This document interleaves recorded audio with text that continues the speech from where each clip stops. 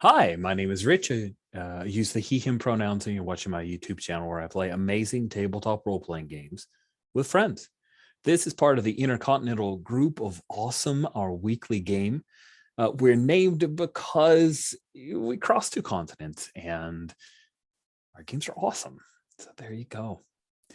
We continue our game of Spire, The City Must Fall. This is our 17th session, and I feel first 16 sessions were like book one. This feels like book two. At the end of the last session, we all the players, I'm one of them, received a high advance, and wow, the high advances are high, supremely high in this game. Some crazy stuff. So people are going to be whipping out some really exciting, creative, and powerful things to deal with our next threat, which luckily I don't have to come up with that next threat because, as I said, I'm simply a player. And our GM, our loving GM, is Tyler. So Tyler, let me hand the reins to you. Thank you very much. Yes, I'm Tyler. I use he, him pronouns, and we are playing Spire by Grant Howitt and Christopher Taylor. And indeed, we are continuing on. We talked about it, decided to go a bit further, see our characters now that we are getting some high-end stuff. And last time, if you watched, we culminated a huge campaign where we really helped out Spire from possible total destruction, defeated a terrible enemy, and have kind of risen up our profile in some ways. We've made friends along the way, and probably within the ministry, we're going to find that there is a little more respect for us. But we're going to find that out as we go. All of these characters have had a chance to get some high advances. Some folks are going to sit on them, I think, a little bit. But let's have the people introduce themselves and find out what advances they did take, if they took one. And we'll start at the front of our character keeper. Jan, introduce yourself and your character, please. Hi, my name is Jan. I use he, him pronouns, and I will be playing Zordon. Zordin. Zordin is a knight of the Kraken Bell.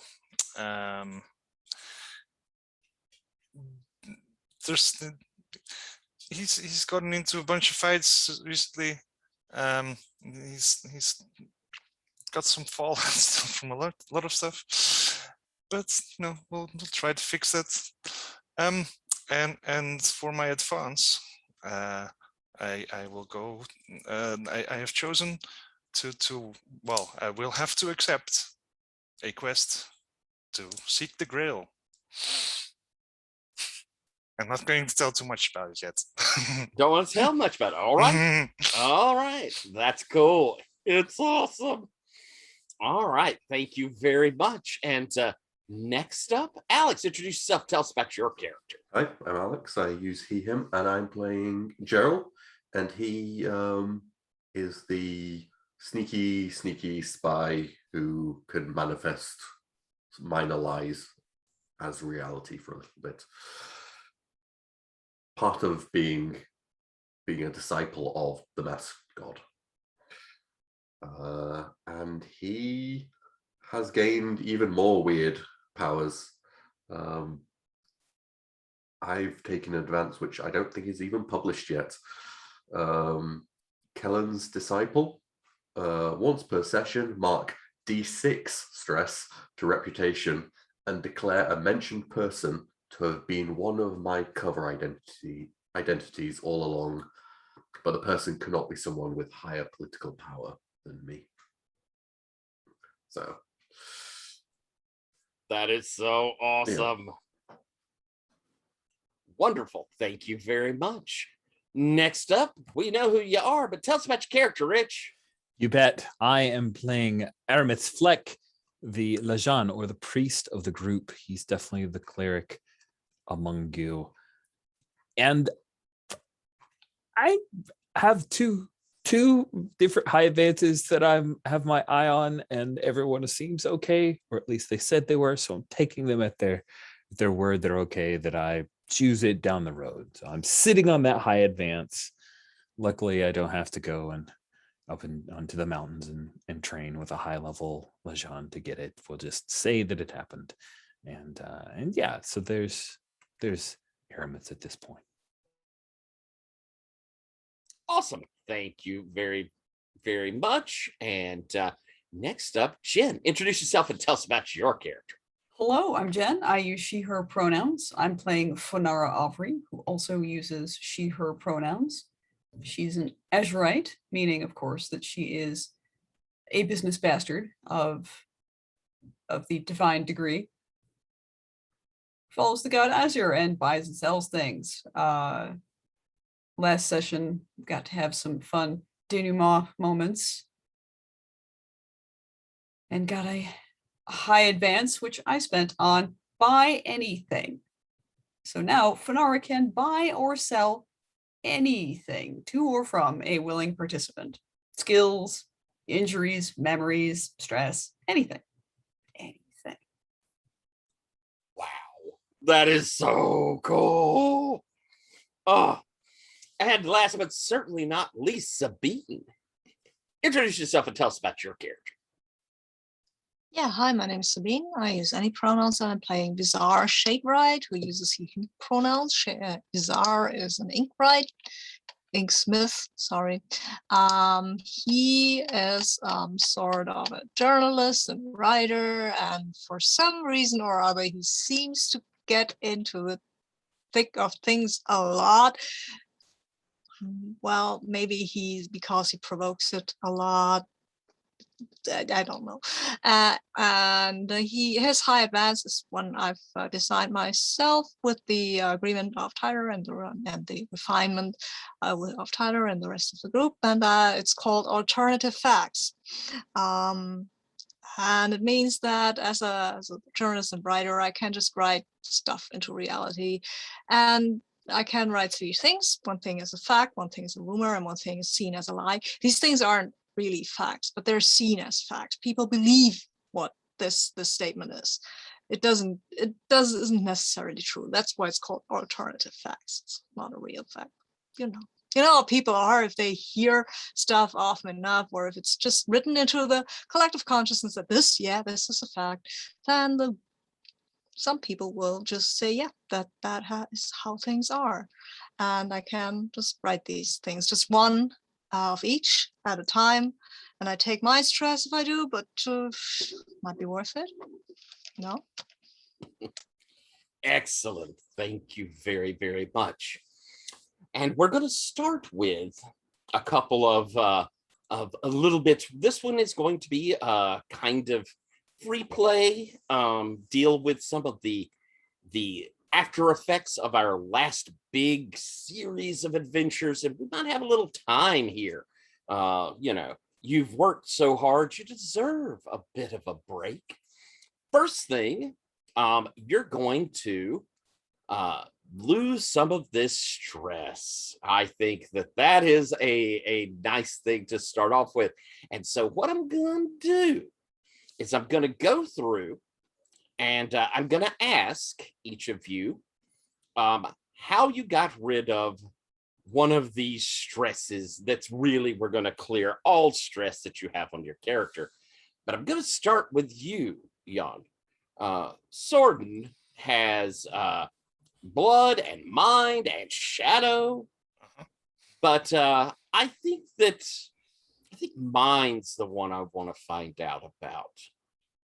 What do you do to relieve that stress? I mean, I think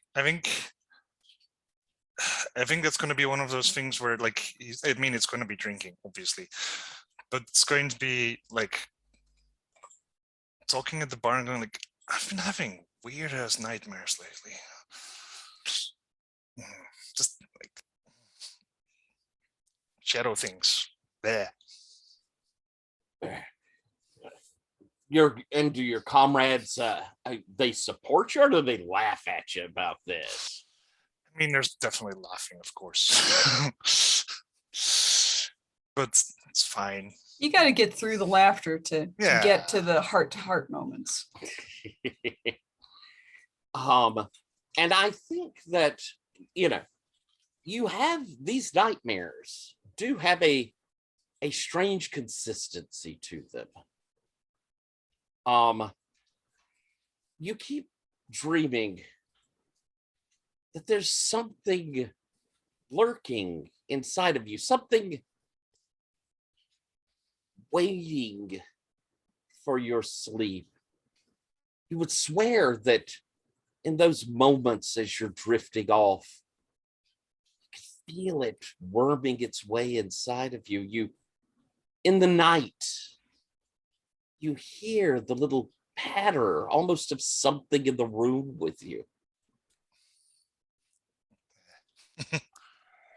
But a few more drinks and, it has to just be just your imagination. And you may clear all your stress. All my mind stress, right? All your stress. Oh, really? Yep. I'm gonna center in on one, but I'm getting rid of it all. Thank you very much. You're very, very welcome. You also can get rid of your compromised fallout, as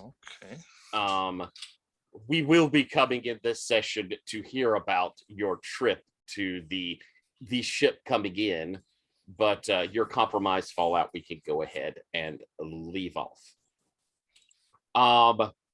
Gerald, you have some stress in blood and armor, some stress in mind, and some stress in shadow. I think Gerald, as much as he can, has opened up to Vizar about his relationship with the masked god. I think he's tried to put it into words what his kind of relationship with it is, and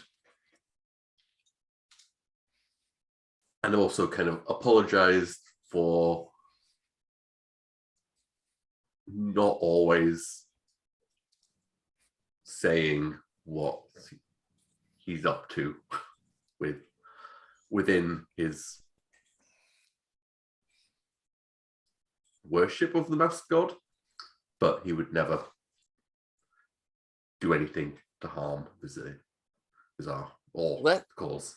Let's focus in then on this scene. Vizar, Gerald's opening up to you about this. How do you react? I'm really trying to rein in my curiosity, right? Because right now I've got thousands of questions, but I know that he A, needs to spill, B, this isn't an interview. This is my boyfriend telling me stuff that's important to him, and I try to focus on that, and I try to focus on trying to be supportive. But of course, Vizar, he will ask. He can't stop himself. He will ask at least one or two questions, because if he wants to know if there is a temple organization, I think, or it's just things are just between you and the masked god. Not that he wants to meet anybody, but just curiosity more than anything. Have you gone to look for any of the worshippers of the masked god? The masked god has not pushed you to, nor has Blakely. No, because traffic. I don't think Gerald sees that as part of how you'd worship the masked god. Makes sense. I mean, it feels a very one-on-one religion, and not I'm sure there's other adherents to the masked god, but I don't think. Yeah, Gerald does not see a reason to actually meet them. Well. And knowing how Gerald is. Yeah. We got the words most. I wouldn't want them to know who I am. That seems the world, you know, you're the world's most mysterious guy who keeps everything hidden, and then for some reason you're with me, who's the one of the more curious people and wants to know everything about things. And I will try, Gerald, and this is Bizarre speaking, I will try to rein in my curiosity, but I can't promise that I won't snoop. I mean, I won't go through your things or stuff like that, but you know me, right? You know me. I know you, yes. Thanks for telling me, though. I will honor your confidence. I will not use this in anything. I will not. Yeah. Thank you. And Do you say anything? Do you say anything about Blakely?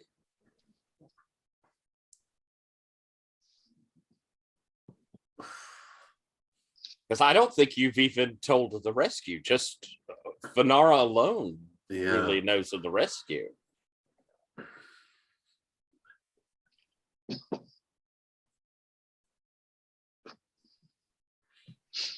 I don't think I do say, because that doesn't feel like it's my It's not your secret.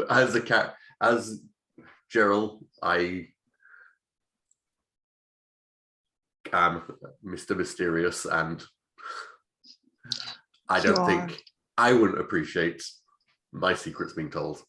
So Also, you know, that's kind of what makes you attractive. So yeah, I don't tell Bizarre. All right. Blakely. You may clear all your stress, but we are going to keep you permanently weird because it is too awesome not to. You can, of course, there are ways I think to I get probably rid of then at least once during the talk, I would have said out loud, I can't tell her about Blakely. I can't tell him about Blakely. That's not my, no. And I will say to you, Gerald, are you aware that you're talking to yourself out loud? These are thoughts that what you just thought was not just in your head. I think you should know that. Because what I heard, I can keep to myself, but other people might not be so discreet. Just saying. Okay. I think I would have made excuses and probably left quite quickly, because that would have nerved the hell out of me. I think he's on to me. That is a fantastic storytelling technique, though. Yeah, I would spoken of. Yeah, I should leave. I'll see you later. And then I would have left, holding my mouth closed. Excellent, thank you. Boy, Aramitz, you have quite a lot of stress, and I think that mind stress is the most interesting and the largest. But you have blood and armor, mind, shadow, and reputation. How do we see you kind of getting rid of all of that mind, that disturbance? You have seen horrible things, and you have taken a lot of it into yourself. It's true. It has been arduous and painful journey, but of course the price was worth it. I think what we see is Aramitz heading out of Spire, walking many of the paths that he walked as a hunter during his durance. Often he hunted within the city, but occasionally he would head out into the dangerous wilds outside of Spire.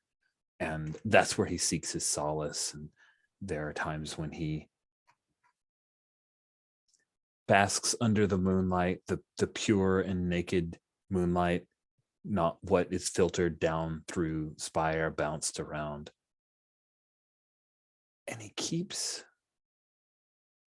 dreaming of face of a drow. He doesn't know who he is. He's never seen this face before. They don't have conversations. The first few times he saw the face in his dreams, There's a look of surprise on the man's face, a look of betrayal. And Aramis has been praying for Limier to give him guidance on how to help this lost drow, this stranger to him.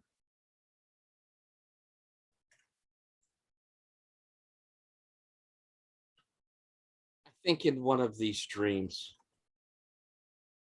you can feel the light of Lumiere above you. And different than most of the other dreams, this drow looks at you for a moment, almost in recognition, and says, I knew they would send someone for me. But there are more of us. And Steres will rise.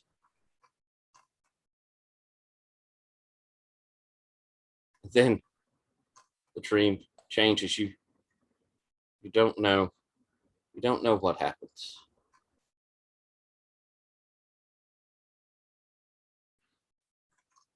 You do, however, before you leave, have the great unveiling in the temple. That's true. And there is a magnificent party to unveil this wondrous artwork that Yvette has created. The congregation comes. I'm guessing all of your friends come. Oh, they are, of course, invited. But if they come, that's really, I'm not going to send someone after them. They're busy drow. Unless someone says they're not coming, I think we have everyone there. There are refreshments. There are people there to watch as she unveils it. I'll write a puff piece about it. Yeah, puff piece. And as it's unveiled, it is beautiful. It is magnificent. And everyone there is inspired by it.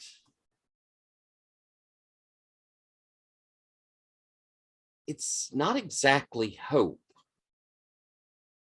that everyone feels as they look at it. It's more like you're not going to have to walk alone.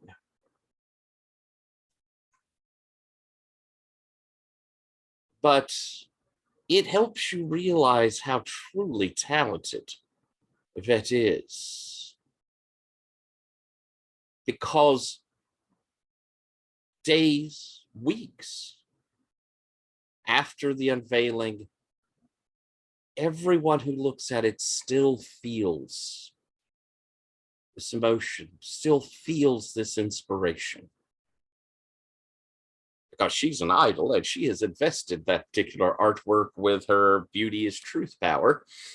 And it brings people in. And your congregation has grown. Where it had been a few dozen, now there are over 100 people who come and have been inspired by your work and by what this chapel is doing here in the docks. You may clear all your stress. But we're going to keep that memory hole. But I think we're seeing a little bit of that starting to crack. Next up, Jen, my dear, you managed to hardly have any stress at all.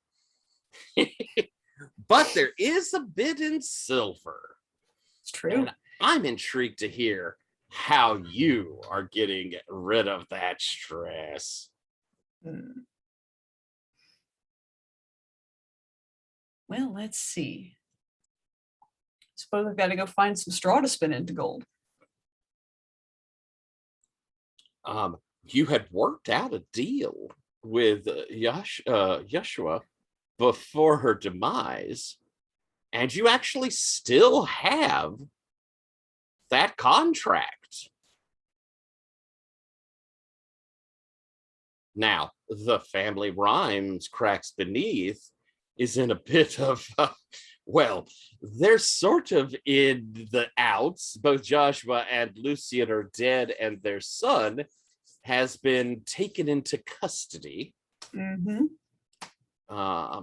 But contract law is a very powerful thing.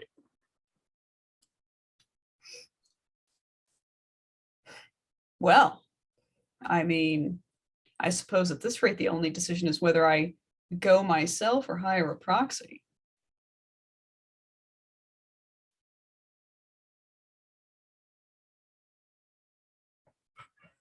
And I think that's a metagame decision and not a game decision, I think that's reasonable as well, so to speak.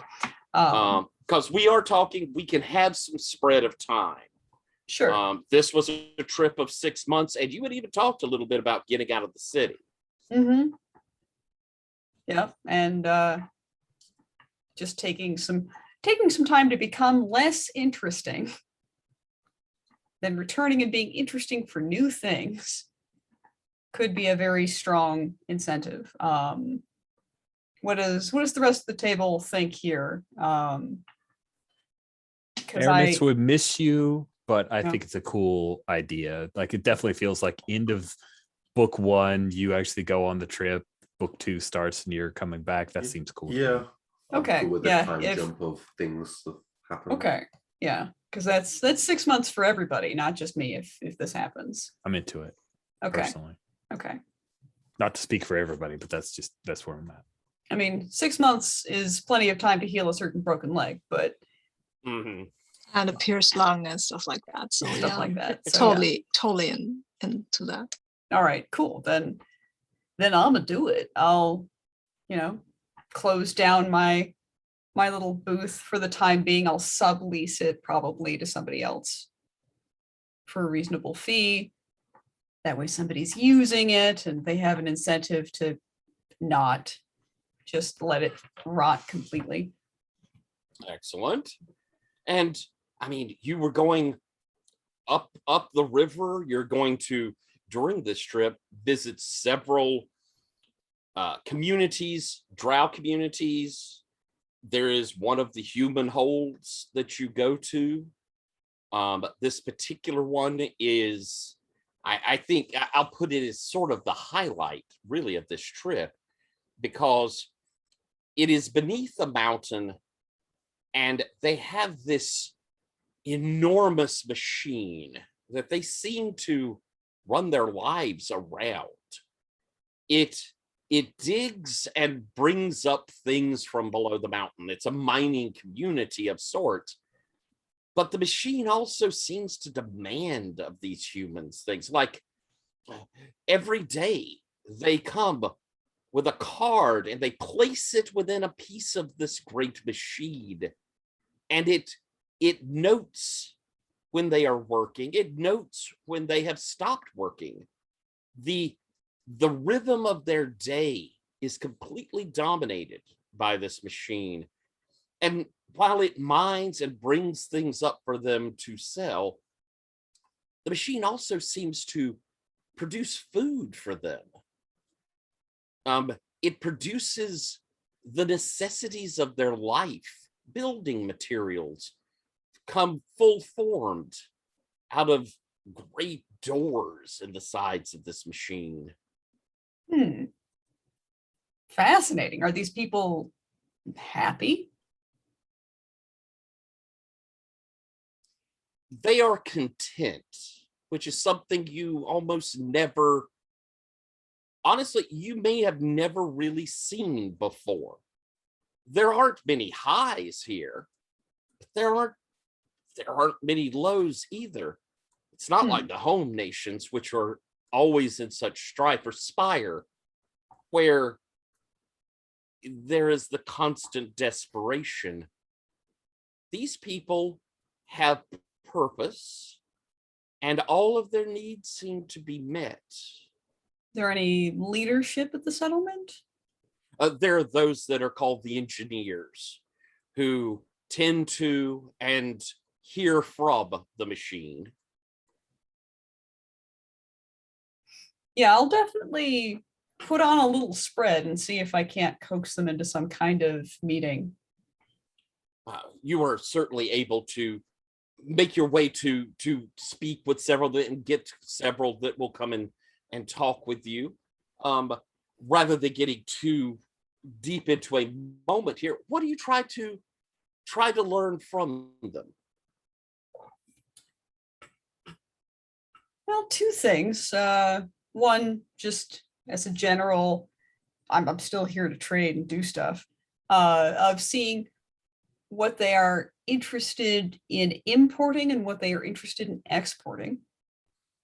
They are very good at exporting, of course, raw material.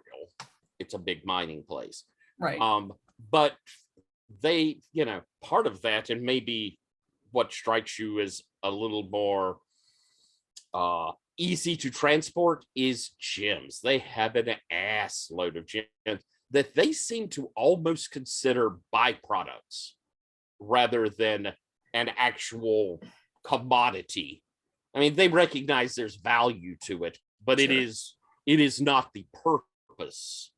And things they're interested in are they are interested in, like, stuff that is novel that does not come from this, spices or silk or things that are well worked and of artistry. That sort of stuff is what they are interested in. And you do note amongst them, while they have a lot of really capable science-minded or craft-minded people, they don't seem to have a lot of inspiration towards beauty. Not many artists in this community. Noted. All right. Then I'd probably negotiate out some, like, on my return trip, right? Because I expect the Fenara's probably got a couple more stops and then comes back through. On my return trip, let's talk again and have a trade and exchange of some artful pieces, some entertainment type stuff, some frivolity in return for some gems and some novels. Yes, some of Vizar's novels. If I mean, I could probably leave a couple at that point to just whet their appetite, right? They are very excited by this. And something you learn almost immediately once you make this trade, the thing you leave with is they then spread these things out across the board. Like, everyone gets, they will reproduce that book. Or if it is an art piece, it is available to everyone to come see. No one person gets that. Fascinating. Yeah. And then I ask them, so what's the guiding star to them of creating and leading a settlement like this one? The machine has given us knowledge. We are all teeth of the wheel. We are all gears working together, interlocking, each with a purpose and each receiving benefits therefore.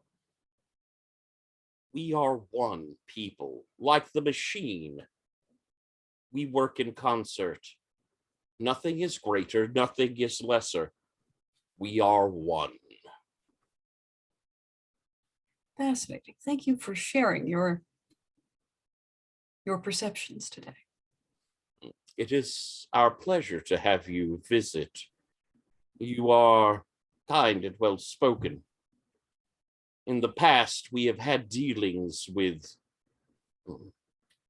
the Drow, and at times they have seemed quite argumentative or even hostile. We prefer trade. Yes, we live in rough circumstances, and it tends to make some of us quite rough. You seem to be one of the good sort. And there is a definite condescension to that. I'm good among all sorts. Your trade is welcome, and we hope we will see you again. I believe you shall. And then I wrap things up and get my caravan moving along. And you can clear all your stress. And I think it's fair to say when you return, you're going to be quite wealthy. So think a bit how you can take up your circumstances quite a bit when you come back. All right. All right. We're going to be coming to you, Sabine, who have blood and shadow as your stress. But I'm afraid I need to take just 1 second as my dog is barking at my back door. I will be right back. Okay, sure.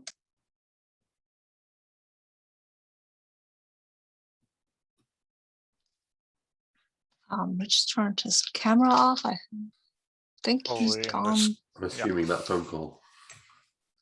Yeah. So too.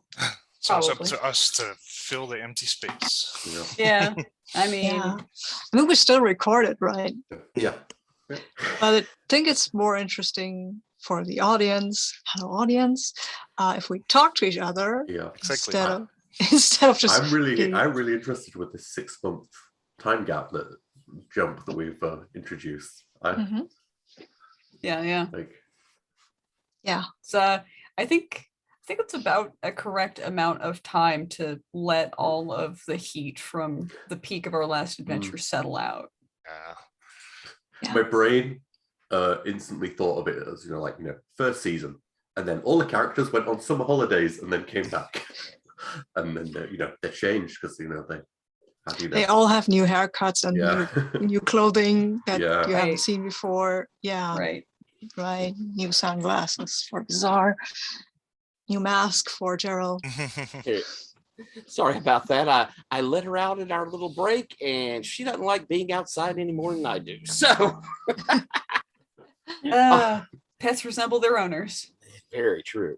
All right. So Bizarre, you Yeah, have a so- lot of fallout. Yeah. Yeah, I And do. so I'd like to hear, how have you been relieving stress and recuperating?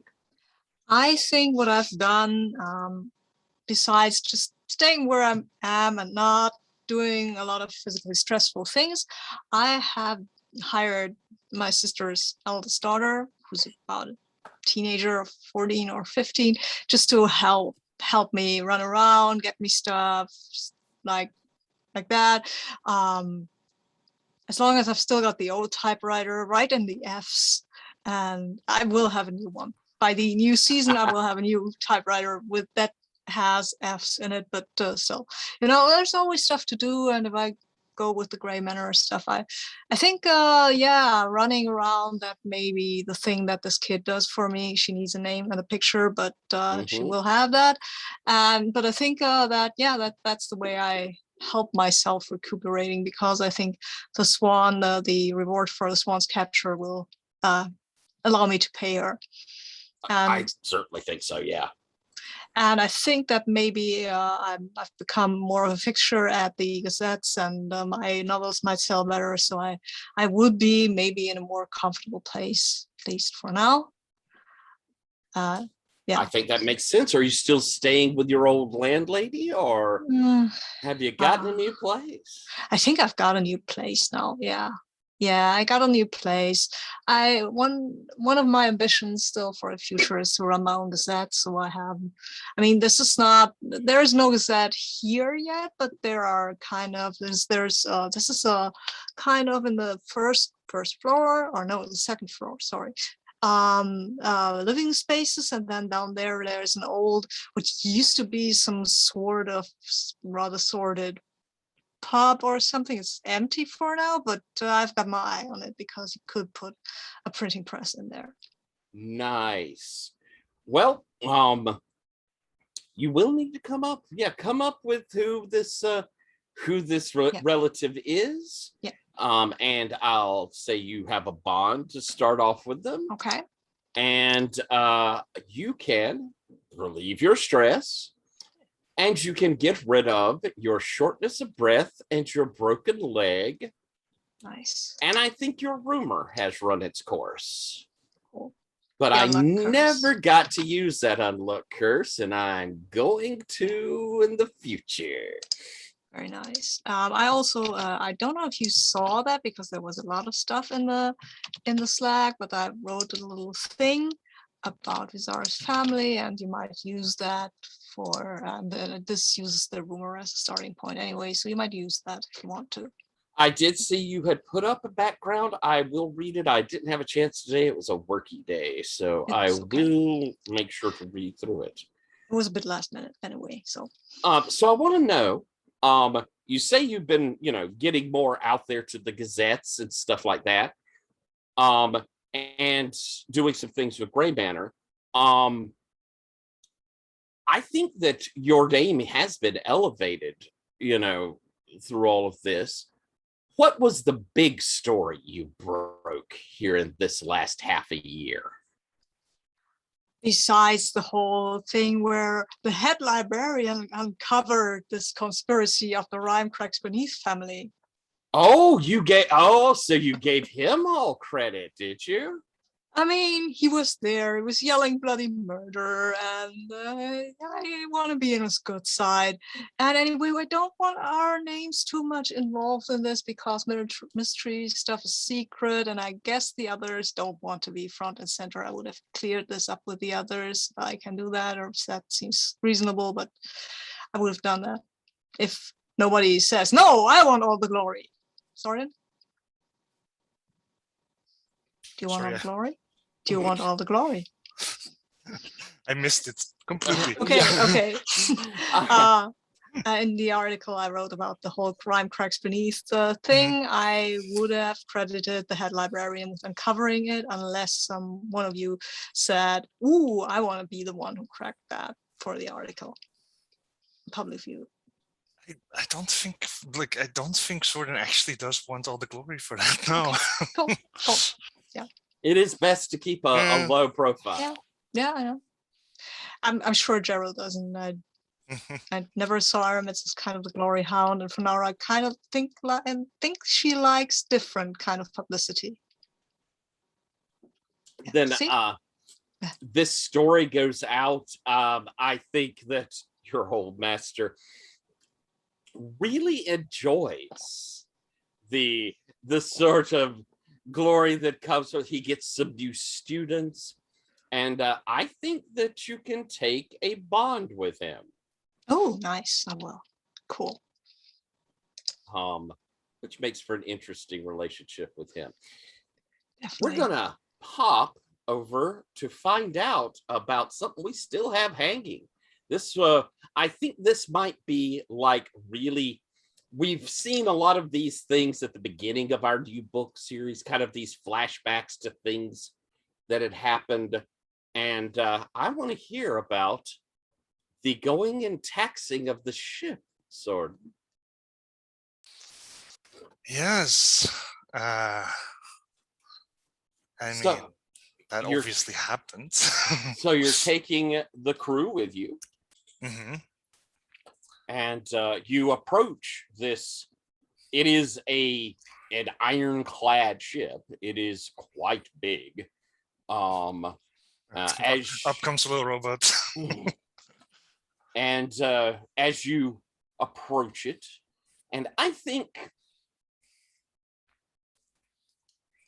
before you left, you had been sent by the Duke a banner or flag that you could fly from your rowboat that shows the ducal crest.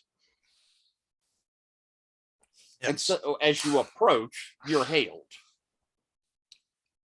Hey, what you want?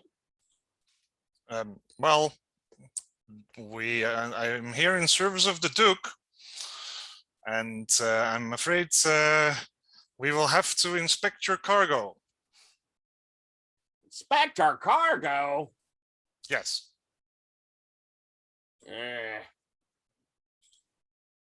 Come aboard. Thank you for your cooperation. They drop down a ladder, and all of you that wish to go can go up.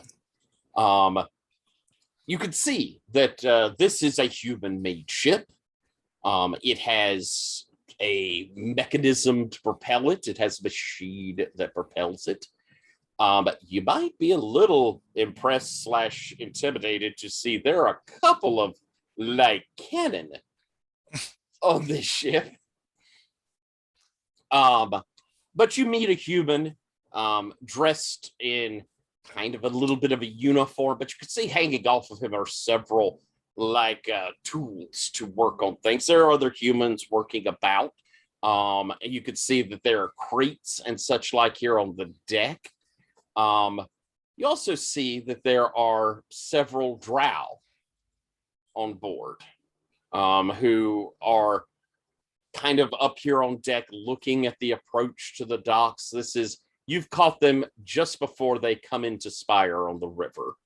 Mm-hmm. So the passengers, these drow look to be passengers. Some of them look bedraggled and desperate. People who are fleeing something, and this is where they've come. Not a surprise, a lot of people flee the home nations to Spire, which makes you really think about how bad things must be in the home nation if Spire seems like a refuge. But also up there, you could see there is a small group of drow, very well dressed, who, as you come aboard, are giving your group the once over. But the captain looks at you and says, we're used to the Duke's taxation process. Yes. That's why I am here, to inspect your cargo and make sure that the taxation is correct. All right. Come on.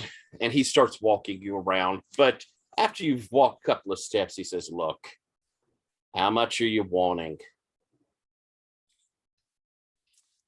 I am wanting to inspect your cargo. Is there something in particular? She doesn't send people here to inspect cargo. She asks for money, or she takes something she wants. Do you think that there is something that she might want on board of your ship then?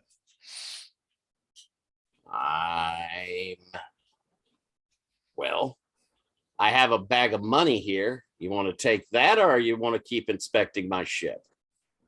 I would like to keep inspecting your ship, sir. Then yes, there's something here she wants. Hmm. If you tell me, it'll take a lot less time.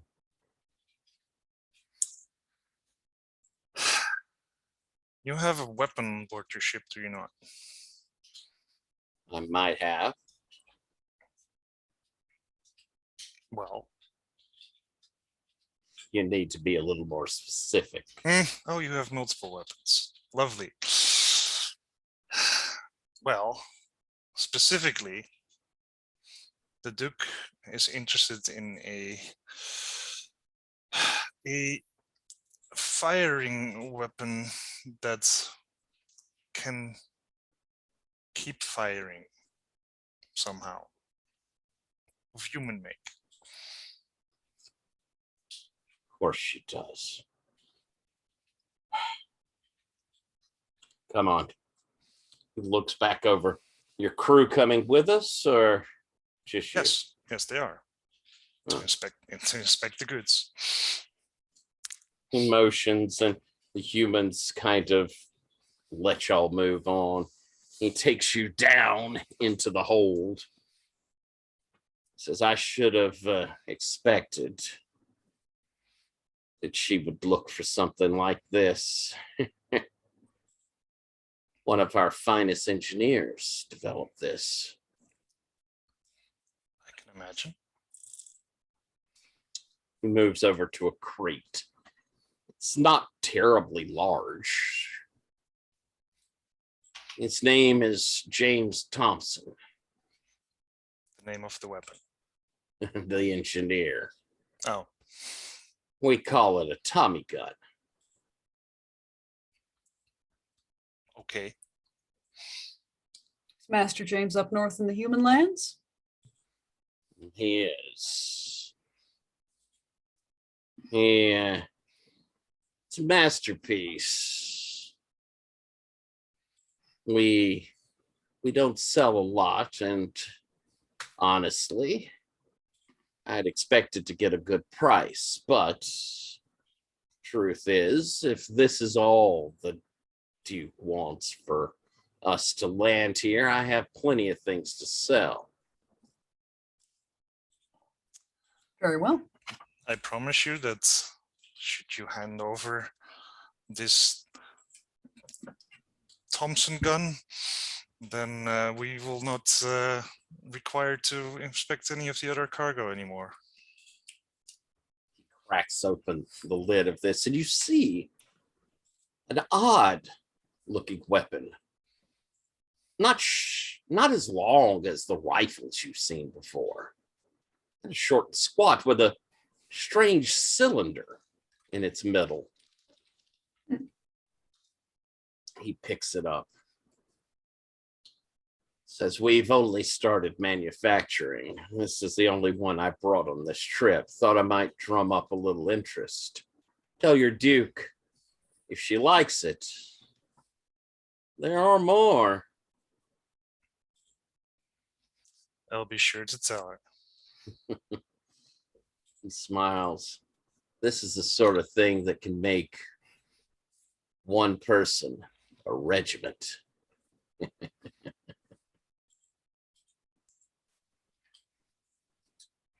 There are 2 drums. She wants more ammunition. Well, we'll be She'll back have in to about come a to month. you. Understood. He hands it over. I have a few other things if you're more interested in some trade. Sordin looks over his shoulder to Fanara like, It's up to you, Sorden. This is your party. my job's done. Sir, where will you be docking once you've finally landed? We're going to be docking at the Blue Docks. We paid our tax. I mean which berth? Number 112. He looks over at you, Sorden. Where's she putting us? He says the number of one of the docks. We'll be in there. I'll meet you in the morning. Be nice doing business with you, and tell your Duke, Sir Sorden, I believe I heard. Actually, Sir Admiral Sorden. Oh, yeah, I saw the ship. Tell your Duke that those of us back at the fortress, we remember what she did, and we appreciated it. She can always get a good deal with us. No need to send heavies.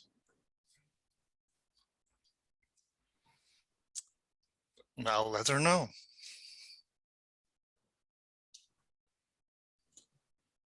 Well, What did happen? Just out of curiosity. he had a ship that came in with some stuff that the Alfear didn't want in the city. Could have caused some real big problems, but your Duke made sure we had warehouses that wouldn't be noticed. She did us a good turn. We paid out the nose for it, but it still was a good turn.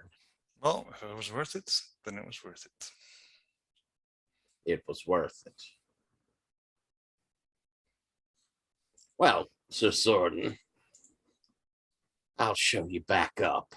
I should tell you, though, don't get caught with that before you get back to wherever you gotta take it.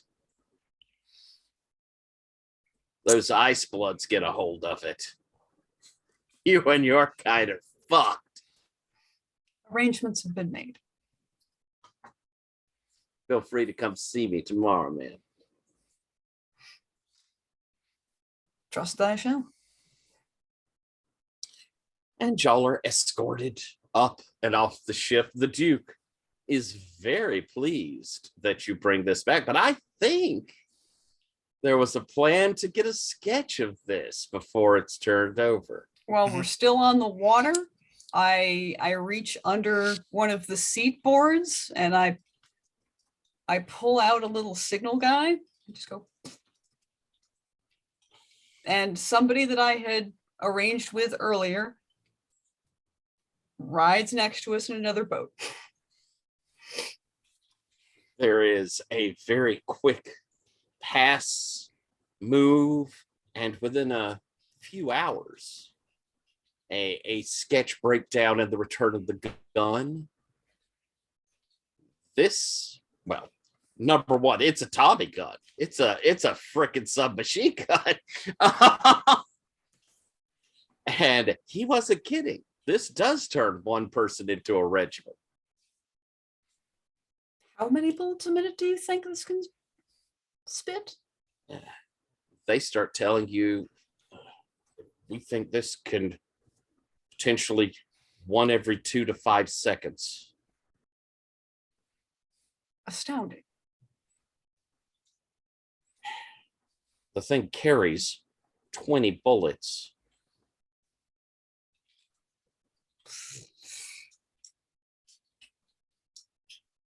Goodness, I mean, I've had a flip-flop rifle before, 2 barrels, and then you rotate it. But that's 2. This is one of the most dangerous things I've ever seen in my life. Well, you understand our arrangement? No one will hear about it.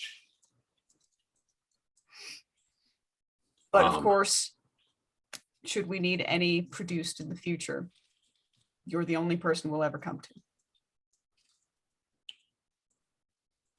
All right. Just don't tell anybody I know about this thing. No. No, that would be admitting that I know about this thing. They'll find a cell for me and I'll be doing this the rest of my life. Don't worry. This is safe with me. It's damn beautiful, though. There's really not a sparse part on it, is there? Perfectly engineered. Those humans, they do death right. They certainly have an affection for machines that I've only got to respect. I put the gun back down into its packing in the crate. Well, pleasure doing business with you. Have a good evening. I believe we've got a delivery. And he moves off. The Duke is extraordinarily pleased when you bring it, Sorden. The Duchess is going to have a great time studying this. Sorden, I'm proud of you. Thank you, my Duke. You look different, Sorden. I do. There's something in your eyes. a depth I haven't seen there before. Okay. I think Well- you're going places, sort of. I'd like to think so. I'll keep you in mind in the future. That would be very kind of you, my duke. She tosses you a bag. Have a few on me. That's most generous of you. And we move from that bit of a flashback to Gerald.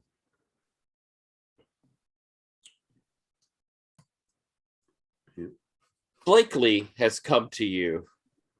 This is a couple of weeks after our bit of adventure.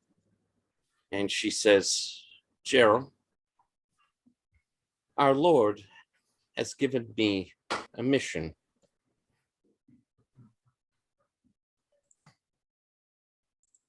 A mission? Yes. I need your help.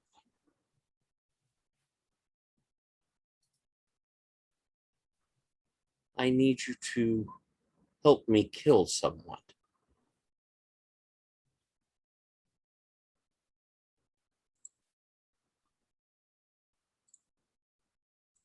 Who? Who?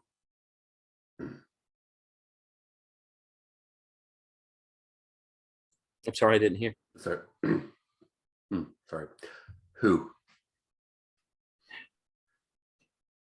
There is a rather highly placed bishop of the solar pantheon.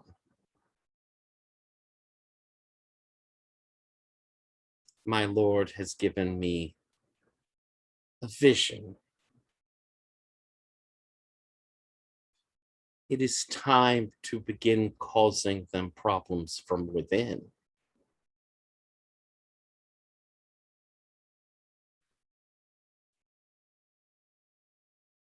Did you name it time?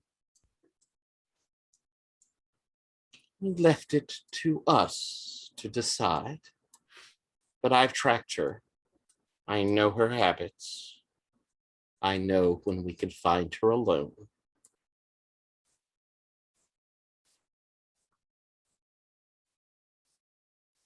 Elfia?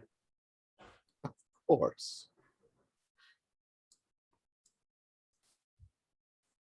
Okay then. Tonight, Tonight.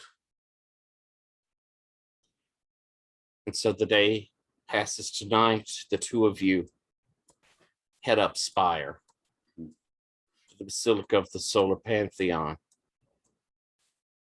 As you're traveling, she hands you a knife. Use this, Gerald. It is important you use this. Well, try not to be obvious since I kind of like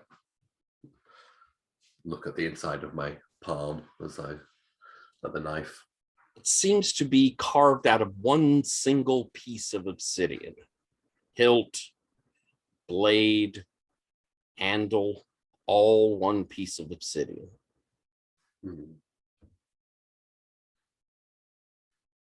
I will distract her. You hide yourself. And when the moment is right, strike.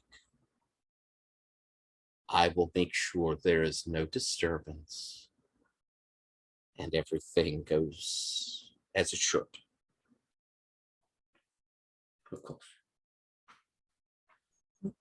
She moves you to an alleyway behind the basilica. The two of you watch as the back garden. There's light there, always light at the basilica. But the two of you stay in the shadows as you see a lovely Elfir come out of the back of the basilica. She's wearing golden robes And as she walks in the garden, you see something you almost never see. She removes her mask.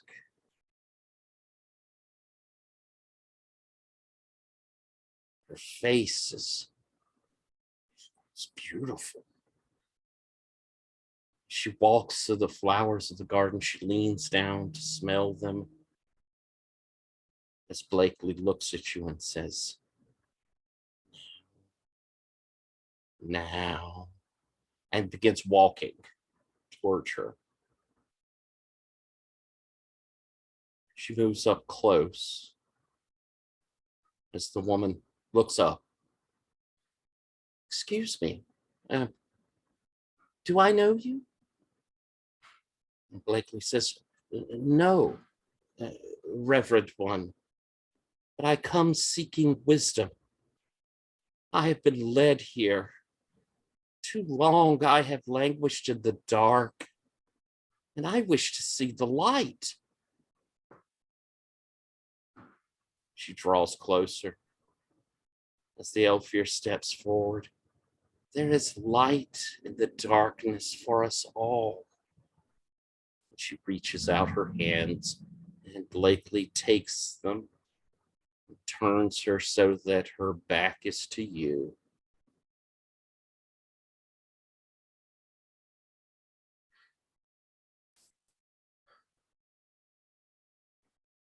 I mean, there must be a reason. So, it's Elfir, so I know what Elfir are like, even if they sometimes hide it, especially when they hide it. So, still not feeling particularly good about it. I walk forward and do what needs to be done. You step forward and slide the dagger into her back. And she straightens, and you hear the beginning of a sound coming out of her mouth, but Blakely moves in close and kisses her. And you feel that dagger throb in your hands as Blakely inhales deeply. And you watch this woman disintegrate inside of her robes. They fall to the ground. She is gone. And staring across the space she used to be, there is just Blakely, who's looking straight into your eyes. She moves close to you, puts her cheek against yours, and whispers in your ear, I knew that he brought us together for a reason. We were meant to be together in this time. She reaches out and touches your hand with the knife. I am just like you, and you are just like me. And she kisses you lightly on the cheek as she steps back, and it's not Blakely. It is this woman, this Elfir, and you can feel all of Spire recognize that that is her.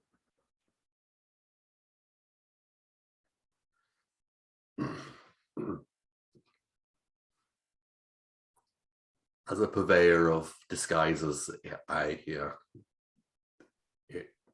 unnerves me deeply, and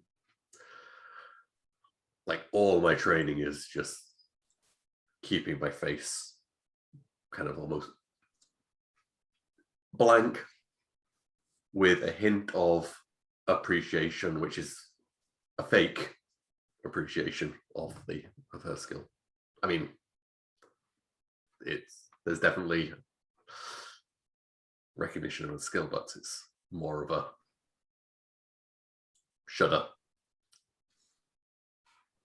And she sort of shrugs, and her cloak and her clothing sort of just melt away from her as she stands naked as she did in the ice, and then reaches down and puts on that golden robe. And we're going to take a break here, but I do have a musical number to go along with it. Maybe we'll stick that in the description of the game. But let's take 7 minutes and then we'll come back. All right, after that rather intense moment, I'd like to see us do a little bit of getting folks back together. 6 months have passed. Folks are healed. They've improved their lot in life. Vanara, you've returned a wealthy woman. Aramitz, your chapel is booming. The word of Lumiere is spreading. The neighborhood, I think, it's better. You would have also gotten some amount of reward for what went on there, and I'm guessing you would have helped your congregants. For sure. Absolutely. No doubt. Then I think we're seeing this uplift, and there is the general feeling of you have improved your area of Spire and Spire itself. The Drek is no longer the problem it was over the months that passed. There were those who had hard times going through the withdrawals, but it is a better place for its absence, for sure. Gerald, you've seen and heard from the ministry that your cell has risen in reputation. And in fact, they inform you that, Gerald, we are going to give you contact with the cell that wishes to thank you, who you avenged. You will have contact with them, and if your cell needs assistance, you may call on them. Do not spread the name of your contact, of course. You know who you're speaking to. I do. You may take, as a matter of fact, all of you may take a street level with the cell of, I can't remember his name right now. He's probably in our NPCs, wasn't he? But our Gulag was his name. Mhm. He's dead now, so Yes. Yeah, he died. But you have a street level contact bond with them. They are an allied cell. Gerald, you are the contact lynch, but you could call on them. Y'all have the ability to call on them. Sword, I think you probably are getting that dream occasionally of the man at the bottom of the river. It is offset by the strange dream of the thing within you, but take the good with the bad. I'm like, oh, I didn't have a nightmare. Vazar, your books are selling well. You have elevated yourself. New digs, a fine amount of publishing money. A new typewriter.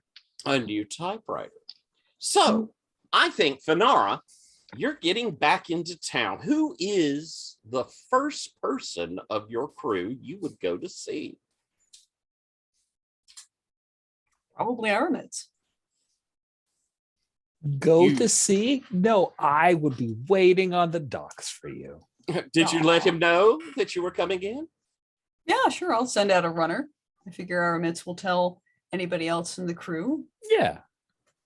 If Tip they the want runner to. and send them along to and notify everybody else, and then I'll hustle down to the docks to be waiting. Sure, let's go. She was away. Wow. Yeah, we need to do an interview and stuff like that. What is the first thing they notice, Fanara, as you return with all of the goods, everything? Is there a change in you, or is it the things getting off, or what is it that they Huge see? boat, just so big. It's Is this probably a different boat from the one you left in? Like, yes. We Oh, don't talk about upgraded boat completely. size over- yeah. around Sword. Yeah. It's not the size of the boat; Yeah. it's the size of the gun. I think it was like, Yep. yeah, there's at least like, doesn't have a harpoon gun. Yep, I've probably got some crew from home nations and etc. Unloading onto the docks. I am probably immediately busy with just making my declaration of goods. So I get things arranged and doing things proper and right. Sword, you see yeah. one of your comrades there to meet the boat. Mhm. You could see he's planning on starting taxing. Yeah, I'm dressed in very like travel comfortable gear. And it's still plenty of delightful blues, but I think there'll be the moment of recognition, like, don't worry, this one's good. It's been paid for. He gives you a look.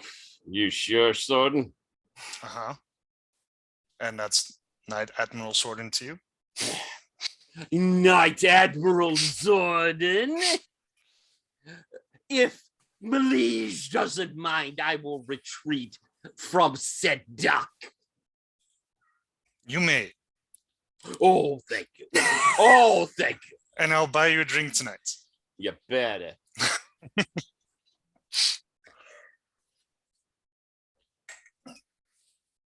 my cat's making very sad noises at me. Oh. I gotta make a couple back or he won't know that I hear him. And so, Fanara's home. The group of you. Feel Everyone, free to let's- chat a bit. Once I can extricate myself from the simple dealings of returning to a dock, how about I treat you all to a fine lunch? Well, that's always appreciated. It's been a And welcome back. highly successful and very interesting trip. I'd love to catch up. Did notice the slight change in transportation. Oh, yes, I had to sell the old boat and move up in boats. I have so many. So it questions. seems, yes. But it's great to see you. Do you mind if I hug you? Of course. Yeah. And by of course, I mean, I don't mind. Come here. Okay, I'll just. You hug. you look quite good. Yeah, I've recovered from all the injuries and got new clothing and You with yeah. color in your cheeks again. You love to see it. Yeah, you look Learn good to too. delegate. Oh, thanks. And I've learned to delegate. Yeah, I've got an assistant now, if you can believe it. Oh my. She Exciting. asks too many questions sometimes, but yeah, well, Mm. You get the underlings you deserve. I'm very happy with that. Good. And you have a ship. Oh, well.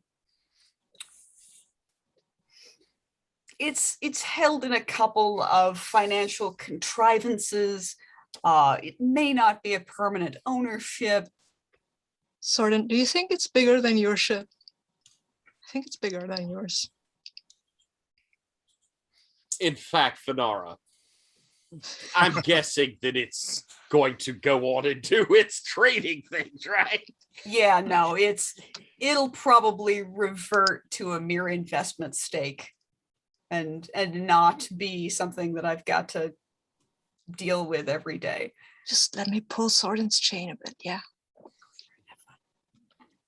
It's not the size that counts, it's the action. Speaking of action, Aramis, how have things been?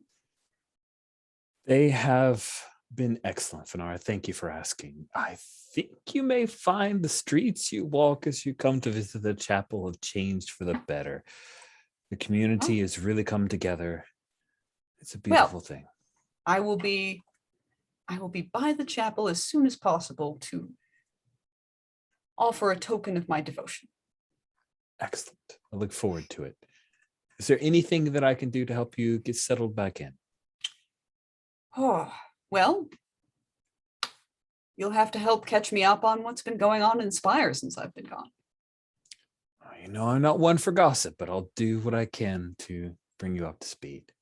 Very well, and if I feel like drinking afterwards, Sorden, you have to help me with that. And I know how to drink. Yes, I can teach you. Excellent. Our If you want resident expert. gossip, if you want gossip for Nara, you know where to go. Well, so you're invited to lunch for a reason. So we pull from our dock to a happy dinner we see together, everyone enjoying. We have Golaset, who I'm assuming went with you. Yeah. Who Yeah. is I think he would have quit if I hadn't brought him with me. who is probably regaling Vazar with a bit of the things he saw, the places you went. The drinks, the food is flowing. Let's center in on maybe a couple of type conversations, little two-person conversations. So, Aramis, are you going to talk with Fedara privately, or are you having a conversation with someone else? I don't reject. I always enjoy scenes with Jen. I'm just not sure what Aramit's. You've got nothing important to say to Fenara. Exactly. Then I don't by all think we means, have. corner somebody else. Mhm. Yeah.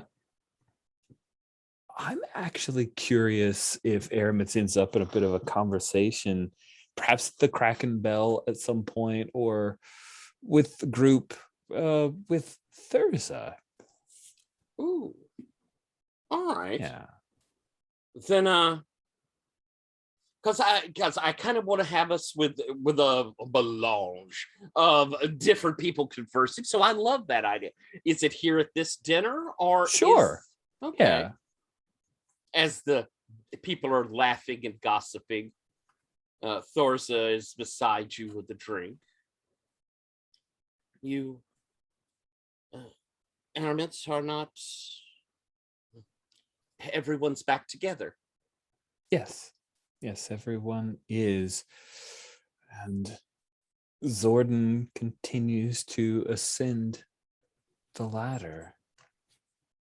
How are you faring, Thurza? Oh, we haven't spoken in a while. Just the two of us. I continue to learn from Sasord, and I feel like his elevation is good for me as well. I'm sure that my own nightly trials will come soon, and it is regrettable we haven't seen each other in some time. I suppose you have been very busy with your friend, Yvette? Is that her name? Yes, that is the name of the fabulous artist, an idol, one might say, who... Yes, she's very talented. She is. But I think you're talented as well. My talents do not create beauty, however. Everyone has their purpose. Everyone has what they can bring to the table. I hope that your trials and your preparation to become a knight go well for you, Thurza. I'm pulling for you. You've been exactly what Zordon has needed. Thank you. I have learned a great deal from Sir Sword. Things I did not imagine I would when first I went into his service. What did you imagine you would learn from Sir Sorden at first? I'm so curious. I knew he was a very talented fighter, a killer. I thought I would learn fighting and killing. But he is much more than that. And I have learned much more. Glad. I've learned much more from him as well. He is lucky to have found you, but I believe you are right, Father Aramitz. You are lucky to have found him. Indeed. And he reaches over and puts his hand over Thurza's and squeezes it. It's a warm gesture. She kind of stiffens for a moment and looks down at it and then relaxes. And these last few months have been less exciting than I had grown used to. Has he spoiled you with adventure? It seemed as though when we were all together, there was great purpose. Now I think he has other purposes. He is somewhat different. I sense something new in him, and Aramitz, I also think there is something dark that lurks around him. I have not been so certain as to say anything before, but perhaps with Fenara back and all of us together once more. In the night, I've seen a thing.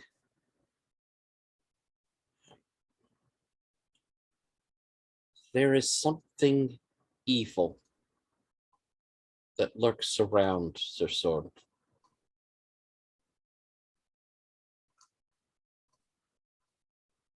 That is concerning. I have gotten no true look at it. Only pointed teeth, spindly arms.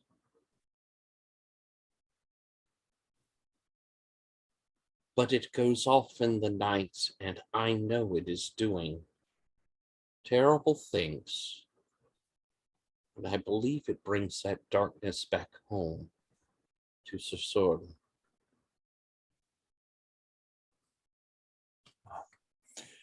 Perhaps it's fancy. No. No. I think you are a very perceptive woman. We will work together to help keep our friends safe. I like when we work together, Aramitz. Thank you. As do I. The frivolity of the table is continuing on. Bizarre. Goliset has been talking all about the places that they've been to, and he brings up that human settlement. And said, but Fenara, she actually spoke with the leaders of this place. A remarkable place it was. Huh. Oh, yes, the engineers. And did they have any engineer? Did they engineer anything particular interesting? Well, Particularly interesting? I'm not particularly sure, Huh. to be honest. That human settlement was centered very thoroughly on this machine. And I go on to describe the machine and how it produced food and raw materials and even large finished building materials for all of the people in the settlement. It seemed to be the center of the routine. The engineers themselves were, I think, at best interpreters for the machine itself. So it seemed like they were kind of ruled by this machine, almost. Almost, yes, but in being ruled by this machine, they all felt connected to each other as spokes in the same wheel. Okay. I And have to tell you, the truth sounds terrible. it was disquieting, Hmm. but also strangely pleasant. Everyone seemed to be genuinely provided for. There was no particular strife, no incredible struggle to live, but And do they have great artists, though? they don't. Huh. I don't I think wonder that why. poverty is a requirement for great artists. No, but no, it is not. Individuality is. free time Yeah, no, there seems is deeply lacking. Oh, yeah, that too. But I have a feeling from what you tell me that maybe, if they're all spokes in the wheel and somebody is not a perfect spoke or not a very useful spoke, they might be out. And possible. artists, they don't tend to be good spokes. It's possible. Yeah. I wouldn't live there, but it was an interesting visit. And Yeah, Humans honestly disquiet me the more I learn. as we have this conversation, we center in Vizar. Is there someone you want to talk to here or Yeah. in another context? Who would you There's- like to talk to? Actually, I want to talk to Fanara since she's here, and Okay. since she's made a profit, I wanted to talk to her actually. Then maybe like peel away from the table. It's not secret, nothing on Oh, okay. secret, but maybe we can continue this later No, or no, maybe no. outside a little. Fanara, I have a proposition for you. I write for various gazettes, Mm-hmm. and I feel that many of those gazettes that we have for the Drow they want to dumb things down a lot. Like you write something that's more complicated, it's mostly like, no, people won't read this, people don't understand this. And I find that, I don't know, condescending a lot. So I would like to do my own thing. I have a room, and I guess I know the business, but I have a bit of money, but start a business like that, I need an investor. So I wondered if you could help me in that direction, not maybe as an investor yourself, but connect me to some people. I can certainly do that. Uh-huh. However, I'd like you to mock up an issue or a handbill or some example of the kind of product you want to put out to the world. Okay. I can do Pretend that. that you already make a newspaper and hand me a copy. And I'll understand if it's pasted together or whatnot. But present that to me. I will get something to you. I mean, I have a lot of ideas, and it's mostly a matter of pasting this thing together. Do it. I would be happy to take a look. And after that, we can have a more thorough discussion. That's okay. Great. All right. Lovely. And as this conversation is going on, Sorden, the drinks are flowing. I mean, apparently Fedara has just gone ahead and opened the tap. There is much enjoyment. You could see Fedara and Aramit's having a conversation. Goliset, you would swear, has had a few drinks. He is really much more talkative than normal. But who are you going to have are you conversing here at the table, or do we see something elsewhere as we look in at Sorden? I think Sorden would actually go to Aramin's. As you move over, Thorsa, are we going to have it here, or was it another time? Probably another time. Yeah. Oh, I thought you were going to interrupt me and Thurza talking like we are plotting. Then I think our Yeah, camera, I'll leave the plotting. our camera sees you look over at the two of them, and then we get that sort of fade to another time. Where do we find you, Sword? Probably at Hermit's church. As Take me to church. as you come in, the place is filled with the radiance of Yvette's artwork, and despite yourself, you know you never walk this path alone as you come in. Aramis, you see Sorton entering the chapel. I imagine he's at some point Aramis has like maybe he has a few people that like are not officially part of the church, but it's grown to the point where he's started to reach out to members of the community to help serve, maybe deacons, a few children to help clean up a bit and take part in the worship. And so he said, yes, thank you. And sees Sordin and quickly makes his way down. Sordin is probably like idly walking around the church and like almost poking at things, and obviously does not come here a lot. It is such a delight to see you. What a blessing. Oh, good to see you too. I mean, that's why I came here, because I see you didn't come just to see the mural. Some people, they come here and they find religions. It's crazy. Sordin, what can I do for you? Do you want to come to the back? Have a nip or two?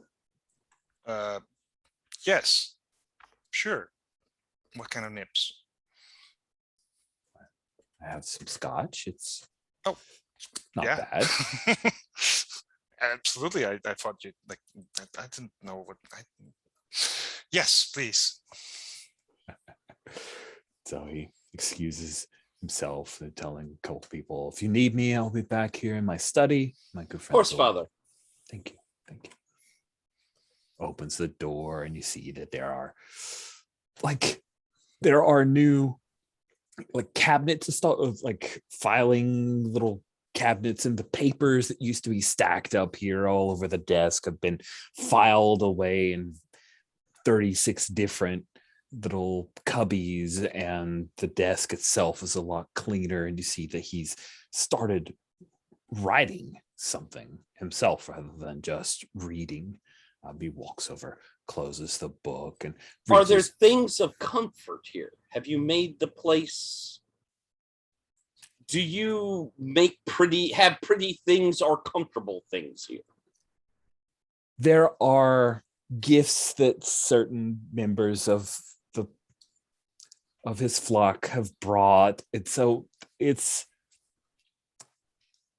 not all of them look like things that are really for Aramis, but he would hate to give it away. So there's bric-a-brac. There's some tchotchke here now that has just accumulated as people have tried to show their affection and honor Aramis, and he does his best to keep things in a tidy order. But and almost certainly sweeties, little tidbits for make sure that the good father always has something there to eat. Lord, he's gonna end up like a butterball if this keeps up. So that stuff here, he has like this little maybe an older offering plate, because they've got newer, nicer ones, an older offering plate that he has a bunch of the candies, and he just hands it to you. Here's it's like the size of a hubcap, and it's filled with these various candies. But then he reaches into a drawer and pulls out a nice bottle of scotch. It's the kind of thing you could pick up at a store, but it has a good taste to it. He's learned from you mostly. Pours a couple of tumblers. Thank you. Of course. Didn't know you did this in here. If I did, that would have come sooner. There are certain evenings when we share a bit more libation in celebration of Limier. Full moons. You should come. But you're not here for this. You didn't know it existed. No. Why are you here? What do you need?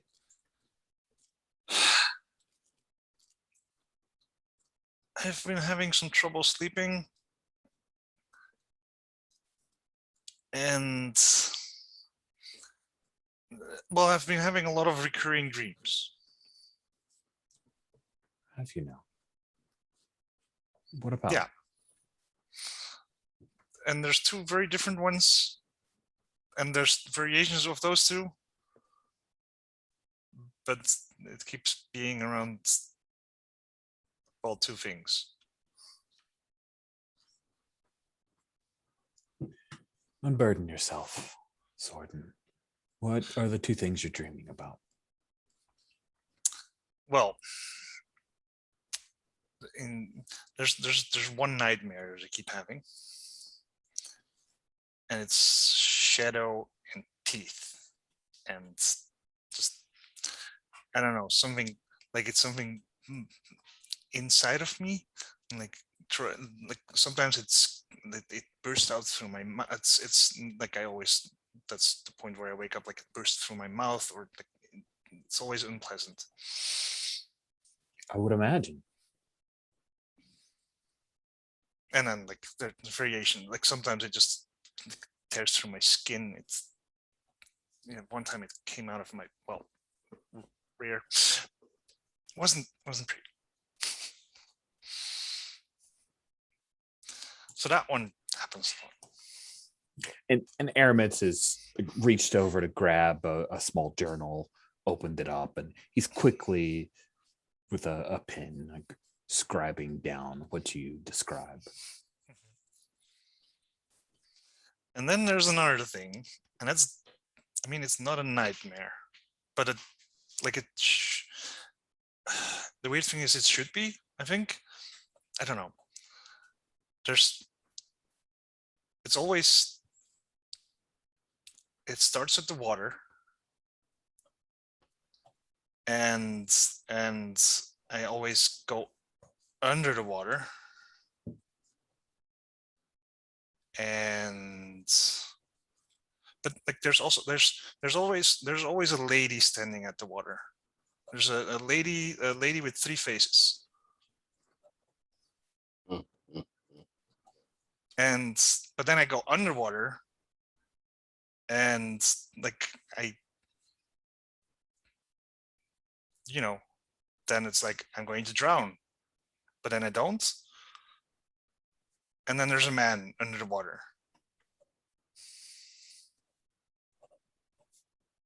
And he and he offers me a drink.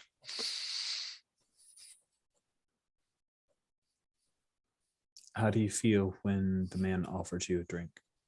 Sad.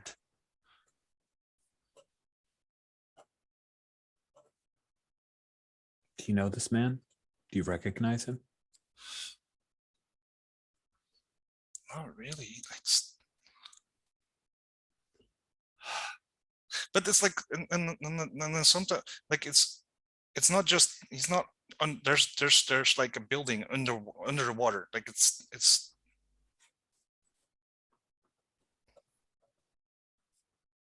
What kind of building?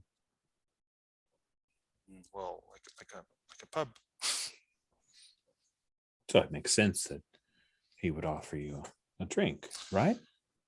Yeah. But I don't know. It's like he's waiting there for me.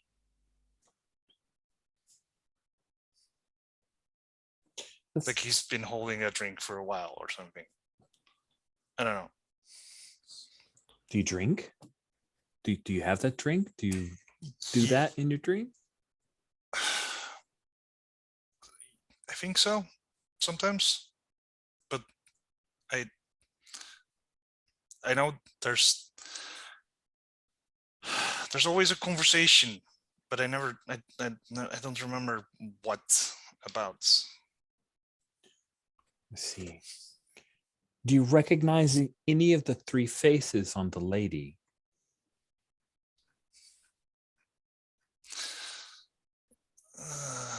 Well, one of them looks like the lady on the wall over here. You don't say.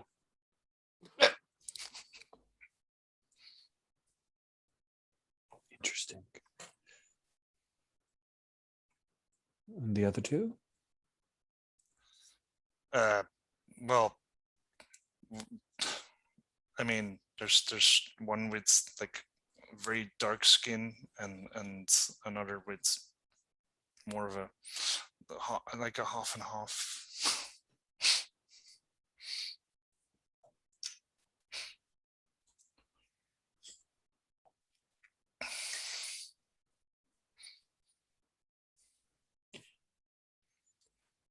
Have you shared these streams with Thurza? No, I figured you would know more about dreams. Well, I appreciate that.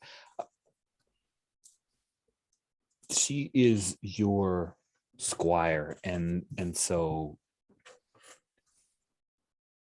she did not share this with me in confidence as much as a concern passed between two friends at a bar. She's worried for you. She seems to have sensed something. Sounds similar to some of the nightmare that you shared. Wait. What do you mean, sense something?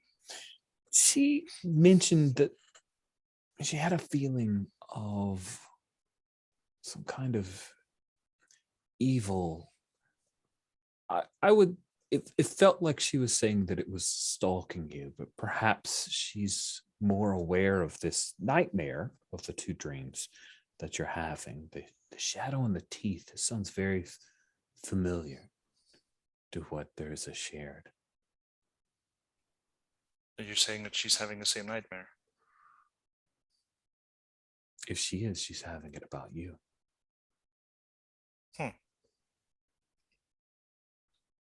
Weird. Indeed.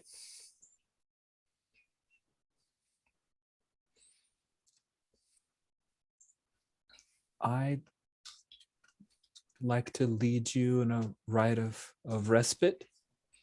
It shall not take long. And then perhaps with some prayers to Limier, she will help me to understand more about one or both of your dreams. Is that all right? Sure. What do I have to do? Just keep drinking. Just relax. Oh, well, I can do that. I try not to ask too much. So a couple things. First, Aramis should probably figure out about a dream that he may have had last night as we try to figure out what the chorus shared. Let's hear what the Right, chorus yeah. says. So the chorus is one of my advances. As you sleep, your mind is filled with the whispers of the many, and they grant you power. So I'll be rolling on a D10 table. Oh my goodness, I have to go to the die roller. don't I even know. if I had it. All my free play, and we actually ended up with a die roll. Damn straight, I'm gonna roll dice. ROLL playing game. Darn it. Darn it all. All right, here we go. Here's Which one are you hoping for? I mean something that will help me with this roll that I'm gonna have to make to figure you out. Because I, the player, have a suspicion of at least one of these dreams, right? But I don't want to play with player knowledge. I'm really curious if we can find it out. Oh, a 2 is what I've rolled. Stone. What's it give you? The stone gained the resist skill and +1 blood. Interesting. Now- Some of the sword and energy that's coming over to you. So you get mastery on resist since you were granted Yeah. it. Let me change things around here so that I take out the academia and the high society. Those go away, and I get the resist skill, which I will just go ahead and mark that as red. So I have Mhm. mastery. And I think we won't have to worry about the right of respite. He doesn't have any stress, but why don't we get, since you have the dice roller up and all, I think pursue and religion. Interesting. I love that. I happen to be okay with those things, so I will see if I can. So it's 1 for trying, Wanna One for try it? pursuit, one for religion, Mhm. and what's up with Zordy's dream? Can I help? You certainly Oh, can. Add please. another in. Awesome. And that'll open you both up, and this will be mine. Yay. Oh my, here we go. Ooh, I'd love to add some stress after Oh that, my by the goodness, way. you're not adding anything because I Oh. just got a critical success. Move them, in Right? fact. Yeah, 2 10s. So 2 10s. yeah. You You don't get extra for multiple times, do you? Actually it No, you says do. two, critical success is 10. Oh, I thought it was okay. Sorry, I might be mixing up something. there are else. multiples It's- when you're fighting. You Yeah. get multiples for multiple Then tens. yeah. And I tend to look at things kind of in a favorable light when you get multiple tens. And in this case, as you watch him drinking,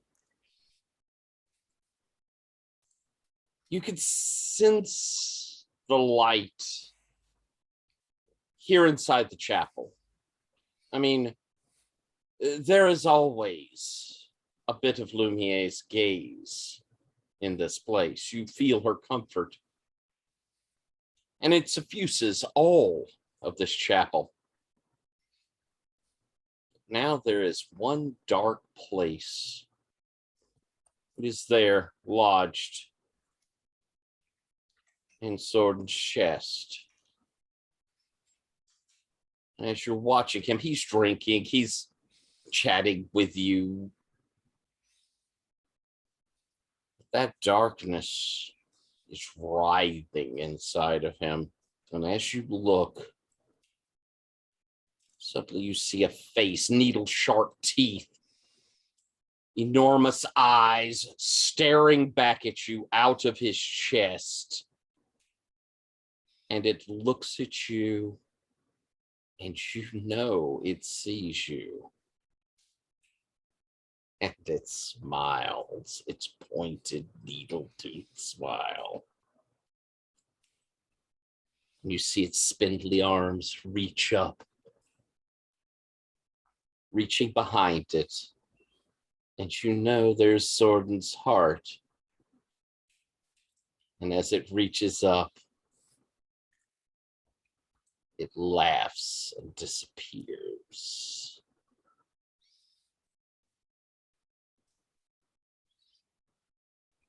And that's how we then rounded up the ale from the run over there. And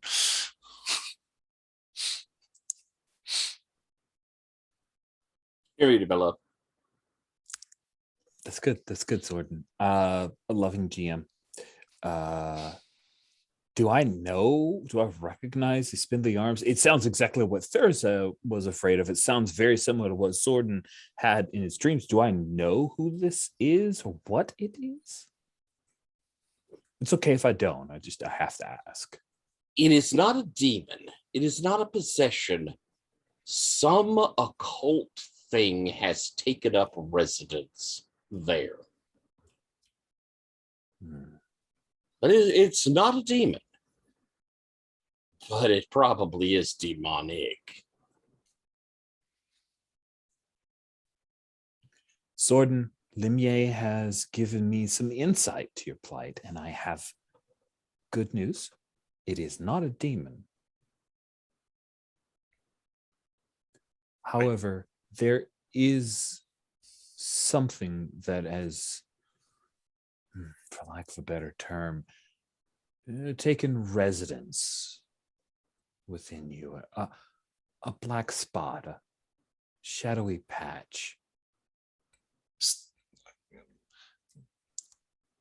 okay, is there any like drugs I can take for it?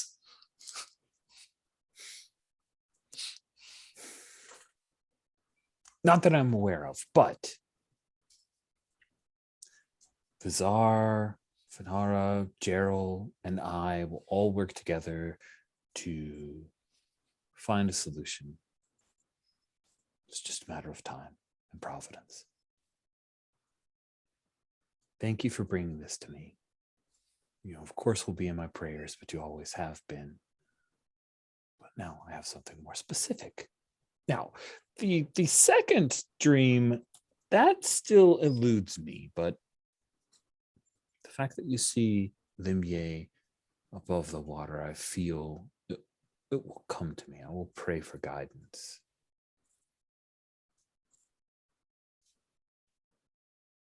You sure you don't want more of the candies? I mean, if you're, You if you're barely handing touched them out, I'll have them. You have that large pouch. I could just pour them in if you'd like. No, that seems rude.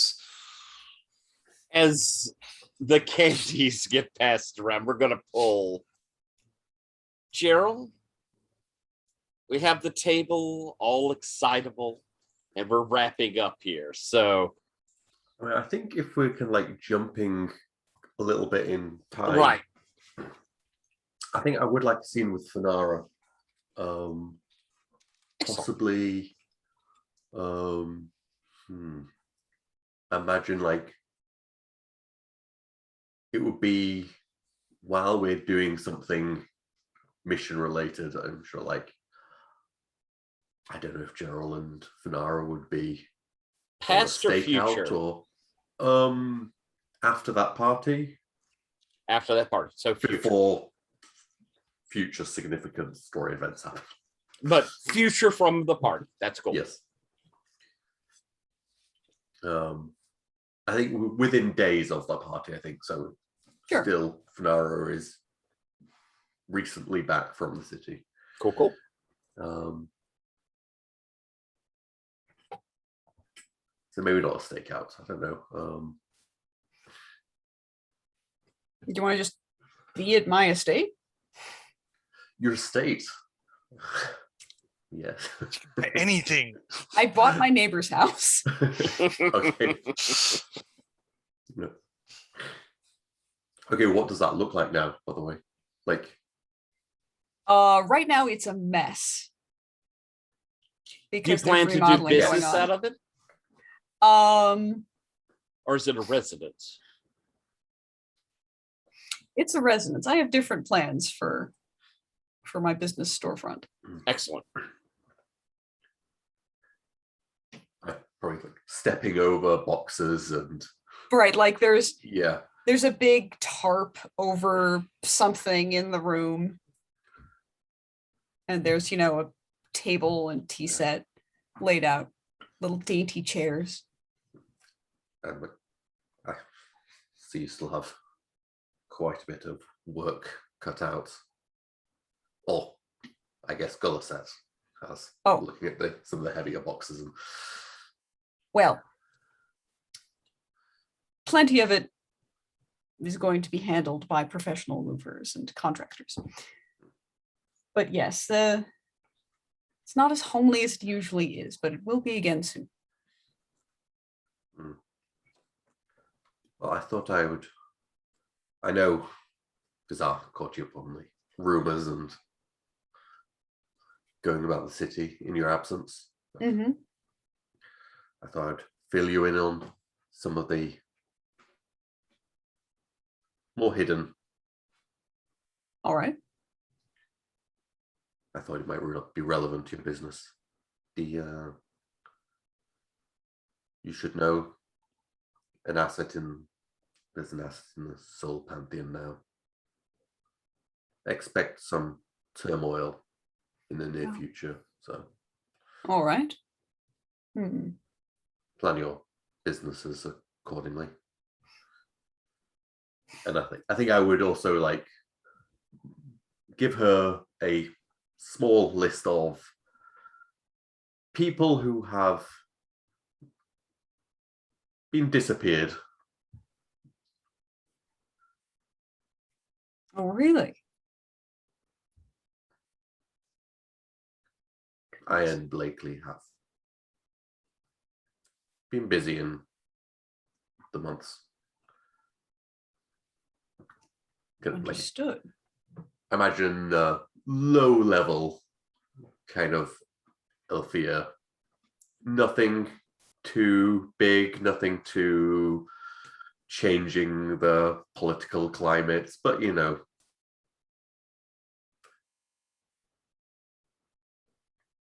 he Interesting choice. smoothed some gears Hmm. in the city.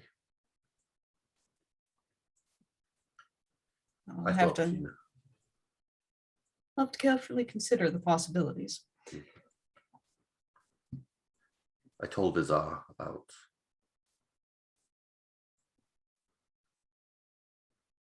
my, I guess, new isn't the correct term now. It's been almost a year. But my Yes. my religious leanings. Faith can be difficult.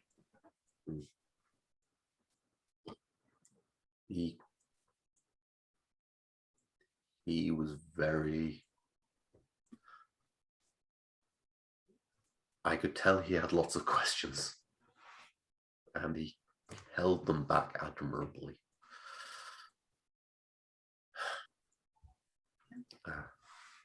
He cares for you very deeply. I'm sure that he wanted you to be comfortable and know that that he trusts you. I hope your journeys weren't lonely. They were certainly interesting. Joe raises an eyebrow but does not push. That was as much as he'll do to ask about any. The kinds of connections that you make on a journey like that tend to be disposable is a cruel word. Fleeting, seasonal.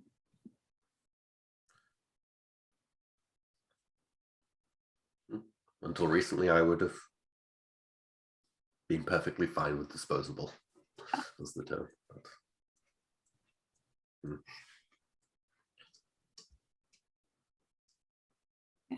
I have to admit that my interests aren't necessarily as deep or broad as other people's, but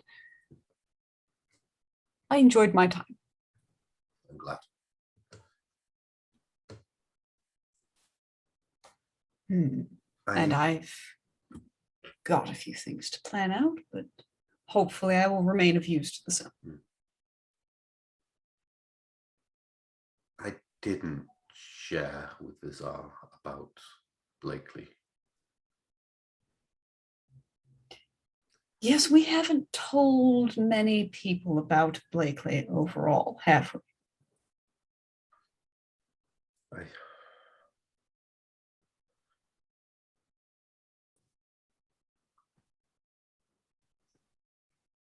I recognize that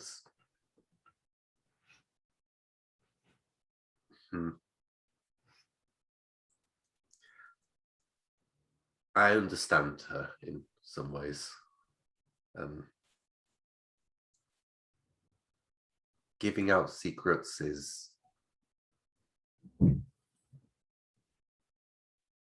well, that's not my secret to give out. I find it hard enough giving out my own secrets. For certain.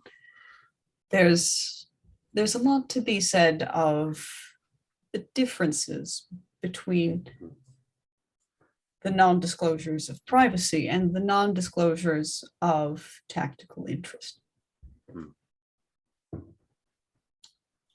Don't get the two muddled. I shouldn't have to remind you, of course, but I'm underscoring the point. And your newfound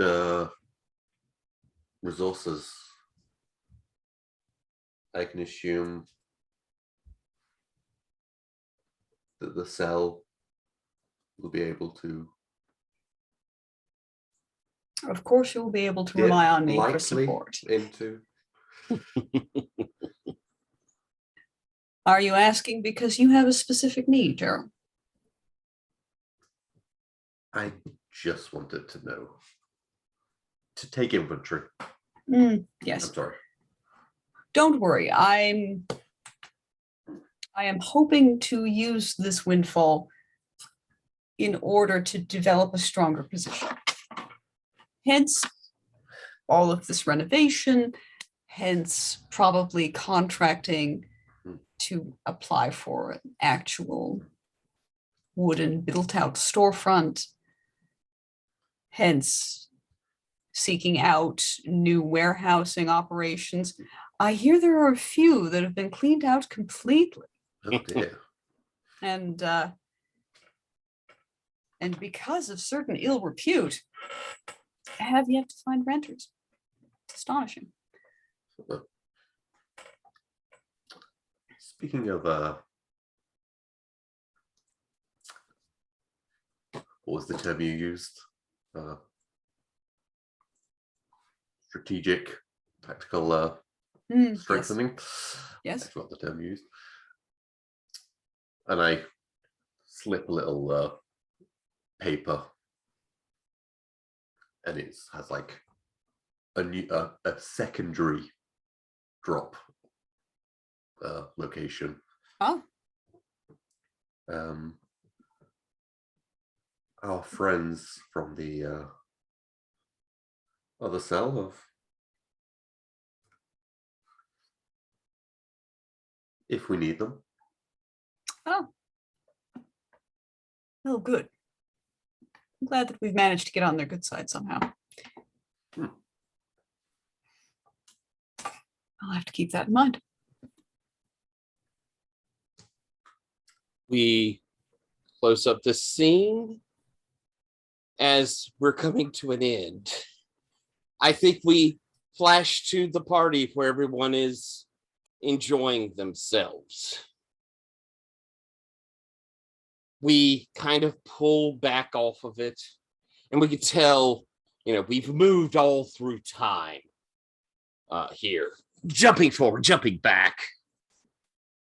And we see Sorden laying in bed. We don't know if it's past or future, but we watch his chest distend. We see a hand pushing up through his rib cage, clawing its way to extend his throat, opening his mouth. And out comes this spindly creature of teeth and bone as it looks around, grins horribly, and jumps to the windowsill and out into the night. We see congregants coming in to the chapel, bringing gifts. We see Yvette with Aramis smiling, holding hands, and talking to people. We see Vazar with his books and his typewriter. And we see beside the typewriter a commission for another article, another chance to get his voice out. We see Gerald in a dark street watching as a beautiful elf here in golden robes is conversing with a group of the solar paladins and telling them that so much of what they're doing here, perhaps we should be showing more mercy. And as these paladins, some listen, some argue, one of them peels away grumbling. And she glances back towards the shadows where Gerald is. And we see him peel off to follow that paladin. And then we see Fenara, your newly being constructed storefront. We see 4 drow women approaching. They are all in exactly the same outfits. heavily veiled, long robe dresses. They're both wearing a similar badge on their to hold together the capes that wrap around these robes. And as they approach, one of them, "You are Lady Fanara?" Yes, speaking. How may I help you? She steps back, and you see the four of them kind of like move in together, where they're almost like a mass, and then open, and out steps this older drow woman. She is wearing silks of the finest spider weave. "It is good to see you again, Fanara. Though that wasn't the name I knew you by then, was it? I am Queen Philandra Staris, and I would like to do business." And that's where we're going to end. Damn, son. Well,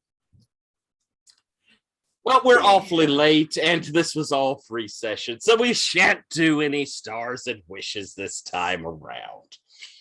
But we get started into stuff. I liked how we kind of dipped around with things. We're going to still be building up story to start next time, but I think our story's starting to build up on us too. So we'll be hopping into our next adventure, which is The Devil You Know. And with that, I hand it back over to you, Rich. Wow, what a fantastic kickoff to the new book or the new season of Spire, the City Must Fall. Thank you so much, Tyler. Thanks everybody for playing, and thanks for watching. We'll see you in a week.